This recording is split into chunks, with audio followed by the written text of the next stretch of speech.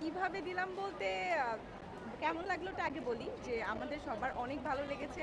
উৎসবমুখর পরিবেশে একটা ভোট হচ্ছে এবং আমাদের যেহেতু প্রথম ভোট, তো আমাদের সবার অনেক ভালো লেগেছে। আর সিস্টেমেটিকলি যেভাবে হওয়ার কথা ছিল সেভাবেই ভোট হয়েছে এবং সব খুব ভালোভাবেই হয়েছে। ভোট দেওয়ার ক্ষেত্রে কোনো প্রতিবন্ধকতা ছিল? না, কোনো প্রতিবন্ধকতা ছিল না এবং একটু প্রার্থী বেশি হওয়ার কারণে একটু সময় বেশি লেগেছে, কিন্তু এটা কোনো প্রতিবন্ধকতা বলে আমি মনে করছি না। আপনারা নিজেরা ভোট নিজেরা দিতে পারছেন, কোনো প্রেশার ক্রিয়েট সামনের দিকে তাকিয়ে না। এই ব্যাপারটা কি? না, কোনো প্রেশার ক্রিয়েট হচ্ছে না। আমরা নিজেরা যাকে পছন্দ করেছি, যাকে মনে করেছি সে তাকেই ভোট দিয়েছি এবং খুবই গোপনীয়ভাবে এটা দিয়েছে। এখানে কোনো সমস্যা কখন হয়নি। বের হয়েছেন আর কখন আসলে ভোট দিতে পেরেছেন? আমার সম্ভবত লাইনে আমরা ১৫-২০ মিনিটের মতো দাঁড়িয়েছিলাম আর ভোট দিতে সময় লেগেছে ৫ থেকে ৬ মিনিট। এতটাই। সবকিছু এখন ঠিক? জি, জি, সব কিছু।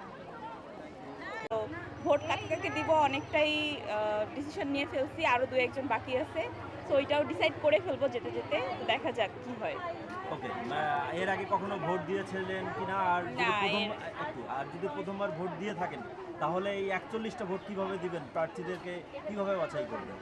41টা ভোট আসলে বললামই তো যে আসলে 41টা ভাবে বাছাই করা হয়নি, 4-5টা এখনো বাকি আছে। প্রথমবার ভোট দেওয়া যেহেতু জীবনে, সো একটা এক্সাইটমেন্ট কাজ করছে।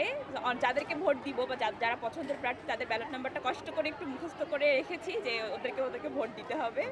সো এটাই আর কি। ওকে, ধন্যবাদ। নিরাপত্তা নিয়ে কোনো ইস্যু আছে কিনা? না, নিরাপত্তা নিয়ে এখনো কোনো ইস্যু দেখছি না।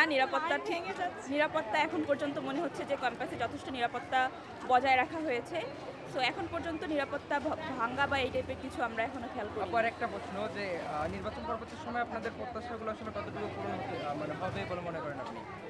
এখন নির্বাচন পরবর্তী সময়ে প্রত্যাশা তো রাখতে সমস্যা নেই, প্রত্যাশা আছে। এখন দেখা যাক পছন্দের প্রার্থীরা যদি জয়যুক্ত হয় তারা প্রত্যাশা পূরণ করতে পারে কিনা, এটাই হচ্ছে দেখার বিষয়।